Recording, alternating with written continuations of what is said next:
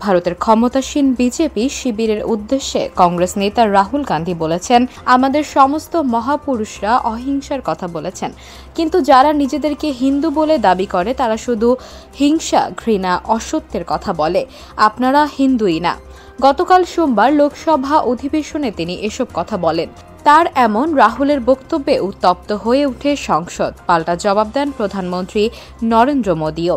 এরপরই দাঁড়িয়ে নরেন্দ্র মোদী বলেন, গোটা হিন্দু সমাজকে এভাবে হিংসাত্মক বলে দাবি করা হচ্ছে, এটা খুবই গুরুতর বিষয়।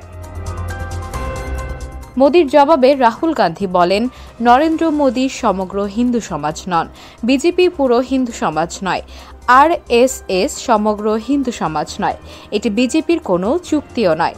এ সময় রাহুল গান্ধী লোকসভায় শিব ঠাকুরের একটি ছবি তুলে ধরেন, তবে তাতে বাধা দিয়ে স্পিকার ওম বিড়লা বলেন, সংসদে কোনো প্লেকার্ড প্রদর্শনের নিয়ম নেই। আর তা শিব ঠাকুরের উল্লেখ করে রাহুল বলেন, যদি শিব ঠাকুরের ছবি দেখেন তাহলে দেখবেন হিন্দুদের মনে কোনো ভয় নেই, হিংসা নেই, ঘৃণা নেই। তবে এই বিজেপি ভয় ছড়িয়ে দেয়, 24 ঘন্টা ঘৃণা ছড়াতে থাকে। রাহুল গান্ধী তার বক্তব্যের পুরোটা সময় বেশ কড়া ভাষায় সরকারকে আক্রমণ করেন।